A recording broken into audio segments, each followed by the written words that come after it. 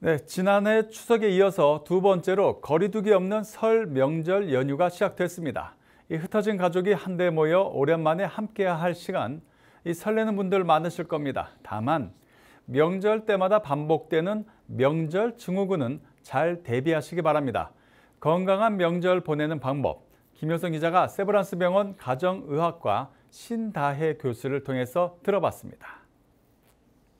명절 증후군은 크게 두 가지로 나눌 수 있습니다. 신체적인 피로와 정신적인 피로, 나이와 성별 상관없이 누구에게나 찾아올 수 있어 증상에 따른 올바른 치료법과 예방법을 미리 알아두면 좋은데요.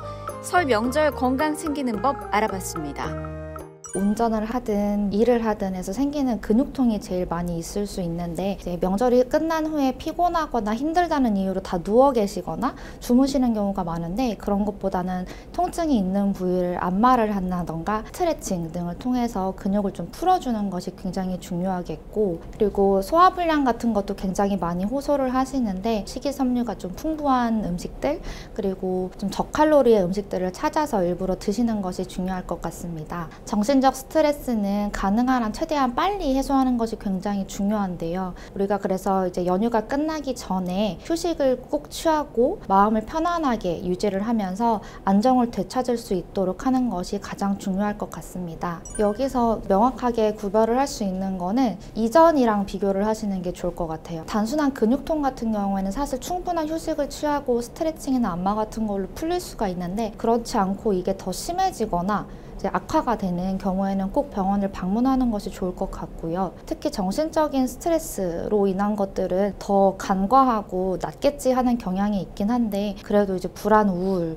짜증감 같은 경우가 이제 2주 이상 특별히 지속되거나 내가 충분히 노력을 했음에도 불구하고 불면이 지속되는 경우에는 꼭 병원에 방문하시는 것이 좋습니다. 코로나 후에 많이 피곤하고 전체적인 면역력이 떨어지고 건강 상태가 좀 악화되시는 분들이 꽤 많기 때문에, 그런 증상들로 인해서 명절 후에 더 피로가 더 심해지거나 아니면 원래 가지고 있던 만성 질환들이 더 악화되는 경우가 많아서 그런 분들은 더 늘어날 것으로 생각이 됩니다. 아무래도 아직도 코로나는 걸리고 또 재발하시는 분들도 많기 때문에 많이 걱정이 있으실 텐데요. 본인의 건강 상태는 본인이 잘 알기 때문에 오랜만에 가족들을 만나고 싶고 친척들을 만나고 싶겠지만, 본인 열이 있거나 감기 기운이 좀 심하거나 이상 증상들이 있다면 가능한 한 좀 모이는 거는 자제하시는 게 좋을 것 같고요. 모이시더라도 손도 자주 씻고 하시는 것이 좋을 것 같습니다. 특히 어린이나 노인들이 있는 경우, 또는 혈압, 당뇨등 만성 질환이 있는 분들은 꼭 이제 귀경하거나 하실 때 2, 3일 전에 휴식을 취하고 충분한 수면을 취한 다음에 이동할 수 있게 해야 하고, 특히 복용하는 약이 있으신 분들은